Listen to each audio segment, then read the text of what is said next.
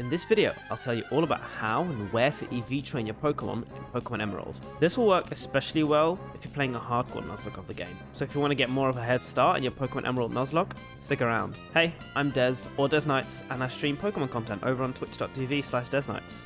So if you're interested in that, check me out. If you've clicked on this video, I expect you to know about the basics of EV training and what Pokemon needs which EVs. There are timestamps in the description below for each stat and the locations for you best to train them, and I also have a nice little extra tip at the end of the video for even better EV training in Pokemon Emerald. So let's get started with the first stat. It is HP. The easiest place to EV train your HP stat is in Rustturf Tunnel. Rustturf Tunnel is home to only Whismurs. Whismurs give 1 HP EV per Whismur you defeat, and because they're a low level, you don't gain too much XP from them. This is by far the easiest stat to EV train in Pokemon Emerald. There are a couple of other ways to train the HP EV in Pokemon Emerald. You can defeat Marals in Petalburg City while surfing. You won't get a lot of encounters from them, but they give 2 HP EVs, which is really useful. If you're a bit higher level and you want to EV train still, you can go into the grass in Route 112 to fight Marals as well, from level 14 to level 16. As I said before, they give 2 HP EVs per defeated Maral. One thing you do have to keep in mind on Route 112, you do have to run from the Numels if you are not going for special attack EVs and just for the HP EVs. Next up, the attack EVs. In Meteor Falls, there are Solroks at level 14 to 18.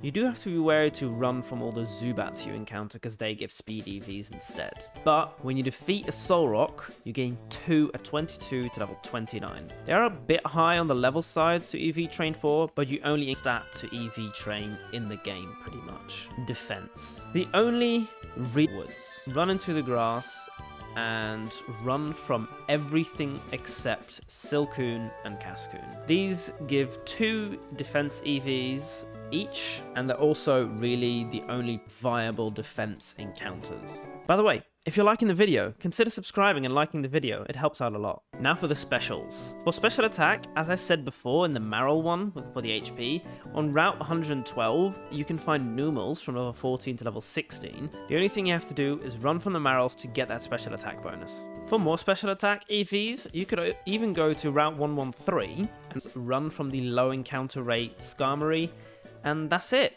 You can just train if you want that. Then on to special defense. In Route 114, you can find Lotad. They're all between level 15 and level 17. Also, if you want, you could go into the abandoned ship and there are little spots of water where you can surf and encounter Tentacle and Tentacruel exclusively to get good special defense EVs as well. And last but not least, the speed stat. On Route 104, if you use the Old Rod, you can encounter Magikarps between level 5 and 10. They give 1 speed EV, very useful. Be in Route 110, where you can encounter Electrike, Wingull, Plusle, and Minun, all on level 12 to level 13. If you are a bit higher level, you can also go to Route 118 in the grass, where you can encounter Zigzagoon, Electrike, Linoone, Wingull, and Manectric, all from level 24 to level 27.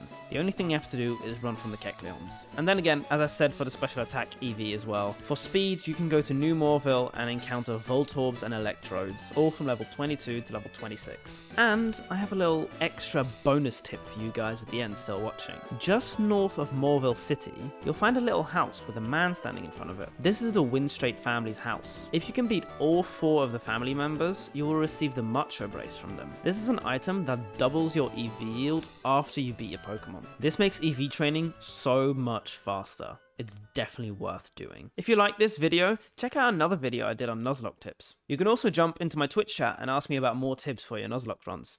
I'll answer them.